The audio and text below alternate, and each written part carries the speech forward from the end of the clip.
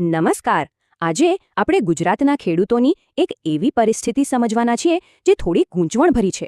જુઓ, એક તરફ ખેતરોમાં મબલક પાક લહેરાઈ રહ્યો છે, પણ બીજી જ તરફ એ જ પાક ઉગાડનાર ખેડૂતના ચહેરા પર ચિંતાની રેખાઓ છે. તો ચાલો આ વિરોધાભાસ પાછળનું કારણ શું છે એને જરા ઊંડાણથી સમજીએ. આ એક એવો સવાલ છે જે આખી વાતના કેન્દ્રમાં છે. સામાન્ય રીતે તો એવું હોય ને કે સારો પાક થાય એટલે ખુશીનો માહોલ હોય, ઉજવણી થાય. પણ અહીં તો વાર્તા કંઈક જુદી જ છે. આ સવાલ જ આપણને ખેતી સાથે જોડાયેલી સમસ્યાઓના મૂળ સુધી લઈ જશે.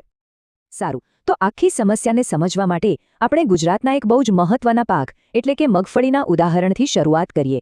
અહીંથી જ આખી વાતનો તાળો મળશે.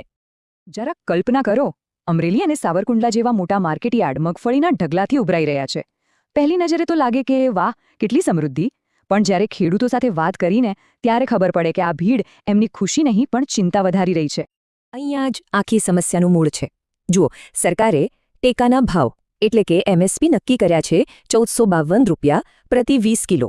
પણ એ જ ખેડૂત જ્યારે ખુલ્લા બજારમાં મગફળી વેચવા જાય છે ત્યારે એને માંડ 800 થી 1000 રૂપિયા જ મળે છે. સીધો 400-500નો ફટકો. આટલો મોટો તફાવત સીધો ખેડૂતના ખિસ્સા પર પડે છે. સ્વાભાવિક છે કે મનમાં સવાલ થાય, જો પાક સારો છે, સરકારના ભાવ પણ નક્કી છે, તો પછી બજારમાં ભાવ આટલા તૂટી કેમ ગયા?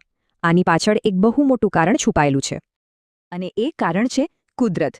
હમણાં જે કમોસમી વરસાદ પડ્યો એ પાક માટે આફત બનીને આવ્યો. એના લીધે મગફળીની ક્વોલિટી, એની ગુણવત્તા ખરાબ થઈ ગઈ અને આની સીધી અસર એના બજાર ભાવ પર પડી રહી છે. તો હવે જુઓ, ખેડૂત બંને બાજુથી ભેરવાયો છે. એક તરફ બજારમાં વેપારીઓ એમ કહીને ઓછા ભાવ આપે છે કે માલ ભીનો છે, ક્વોલિટી સારી નથી. અને બીજી તરફ જ્યારે ખેડૂત સરકારી ખરીદી કેન્દ્ર પર જાય છે તો ત્યાં પણ કડક નિયમોને કારણે એનો પાક રિજેક્ટ થઈ જાય છે. હવે ખેડૂત જાય તો જાય ક્યાં? પણ આ વાર્તા ખાલી મગફળીની નથી. ગુજરાતના ખેતી બજારમાં બીજા ઘણા પાકોની હાલત પણ કંઈક આવી જ છે. ત્યાં પણ સતત ઉતાર-ચઢાવ અને નવા પડકારો જોવા મળી રહ્યા છે. આ રાજકોટ માર્કેટયાર્ડના આંકડા પર એક નજર નાખો. ડુંગળીના ભાવ જુઓ, ઓછામાં ઓછા માત્ર ₹51. અને બીજી બાજુ જીરું છેક 4000ને પાર કરી જાય છે. આ બતાવે છે કે બજારમાં કેટલી મોટી અનિશ્ચિતતા છે. એક પાક કદાચ સારો ભાવ અપાવી દે તો બીજો પાક તો ઉગાડવાનો ખર્ચ પણ નથી કાઢી શકતો. હવે ખેડૂતોની મુશ્કેલીઓ ખાલી બજારના ભાવ પૂરતી જ સીમિત નથી. એમની પોતાની જમીન પર પણ એક અલગ જ સંઘર્ષ ચાલી રહ્યો છે. આ એક એવો પડકાર છે જે સીધો એમની ખેતી સાથે જોડાયેલો છે. દાખલા તરીકે કચ્છમાં અત્યારે ખેડૂતો અને તંત્ર વચ્ચે ગંભીર ટક્કર ચાલી રહી છે. વીજળી કંપનીઓ ખેડૂતોના ઊભા પાકમાં વીજળીના થાંભલા નાખી રહી છે અને આના વિરુદ્ધમાં ખેડૂત સંગઠનોએ આંદોલનની ચીમકી આપી છે. આ બતાવે છે કે પરિસ્થિતિ કેટલી ગંભીર છે. તો આ બધા પડકારોની વચ્ચે સરકારે ખેડૂતોને મદદ કરવા માટે શું કર્યું છે? ચાલો હવે સરકાર દ્વારા જે મદદની યોજનાઓ જાહેર થઈ છે તેના પર એક નજર કરીએ. આને આ સમસ્યાઓના ઉકેલ તરીકે જોવામાં આવી રહ્યું છે. સરકારે એક સાથે 4 મોરચે કામ કરવાનો પ્રયાસ કર્યો છે. પહેલું, પીએમ કિસાન યોજનાથી ખેડૂતોના ખાતામાં સીધા પૈસા. બીજું, પાક નુકસાનનું વળતર. ત્રીજું, ટેકાના ભાવે ખરીદી. અને ચોથું, ખાતર જેવી વસ્તુઓ પર સબસિડી આપીને ખેતીનો ખર્ચ ઘટાડવો. આ આંકડો જુઓ, 49.31 લાખ એટલે કે ગુજરાતના લગભગ 50 લાખ ખેડૂતોના બેંક ખાતામાં પીએમ કિસાન યોજનાના પૈસા સીધા પહોંચ્યા છે. આ બતાવે છે કે આ યોજનાનો વ્યાપ કેટલો મોટો છે.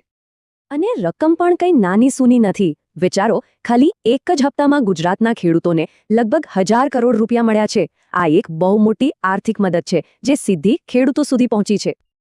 એટલું જ નહીં, રાજ્ય સરકારે પણ કમોસમી વરસાદથી જે નુકસાન થયું એના માટે 10,000 કરોડનું એક જંગી રાહત પેકેજ જાહેર કર્યું છે. આ પૈસા રાજ્યના હજારો અસરગ્રસ્ત ખેડૂતોને મદદ કરવા માટે છે. આ સિવાય પણ સરકાર 300 જેટલા કેન્દ્રો પર ટેકાના ભાવે પાકની ખરીદી કરી રહી છે. ખાતર પર સબસિડી પણ વધારી છે જેથી ખેડૂતોનો ખર્ચ ઘટે. ટૂંકમાં ખેડૂતોને રાહત આપવા માટે ઘણા પ્રયાસો થઈ રહ્યા છે. તો હવે આપણે મૂળ સવાલ પર પાછા આવીએ. જો આટલી બધી સરકારી યોજનાઓ છે, આટલી મોટી રકમની મદદ પણ છે, તો પછી આપણે શરૂઆતમાં જે ખેડૂતોની નિરાશાની વાત કરી હતી એ કેમ છે? હવે આપણે સરકારી નીતિ અને જમીન પરની હકીકત વચ્ચેનું અંતર સમજવાનો પ્રયત્ન કરીશું. આ જ તો આખા વિશ્લેષણનો સૌથી મોટો વિરોધાભાસ છે. એક બાજુ કરોડો રૂપિયાની યોજનાઓનું ચિત્ર છે અને બીજી બાજુ એક હતાશ ખેડૂતનું ચિત્ર છે. આ બંને ચિત્રો એક સાથે કેવી રીતે સાચા હોઈ શકે? ચાલો પહેલા એમએસપીને એકદમ સાદી ભાષામાં સમજી લઈએ.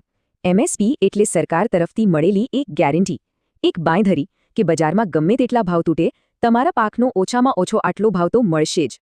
પણ આ દરેક ગેરંટીની જેમ અહીં પણ એક નાનકડી શરત લાગુ પડે છે અને એ શરત છે ગુણવત્તા. આ એક નાનો શબ્દ આખી પરિસ્થિતિને પલટી નાખે છે અને આપણને ફરીથી પેલા મગફળીના ખેડૂતની સમસ્યા પર પાછા લઈ જાય છે. તો જે ખેડૂતનો પાક કમોસમી વરસાદમાં પલળી ગયો, જેની ગુણવત્તા બગડી ગઈ, એના માટે આ એમએસપીની ગેરંટી કોઈ કામની રહેતી નથી. સરકારી ખરીદી કેન્દ્રો એનો પાક લેતા નથી, એટલે સરકારી સહાય હોવા છતાં એ ખેડૂત માટે તો એ પહોંચની બહાર જ રહી જાય છે. નીતિ અને વાસ્તવિકતા વચ્ચે આ જ મોટું અંતર છે. અને અંતે આ આખી વાત આપણને એક બહુ મોટા સવાલ પર લાવીને મૂકી દે છે. એવી નીતિઓ કઈ રીતે બનાવી શકાય જે માત્ર કાગળ પર સારી ન લાગે, પણ હકીકતમાં ખેડૂતને બજારના ઉતાર-ચઢાવ અને કુદરતના પ્રકોપ આ બંનેથી એક સાથે બચાવી શકે? આ એક એવો સવાલ છે જેના પર આપણે સૌએ ગંભીરતાથી વિચારવાની જરૂર છે.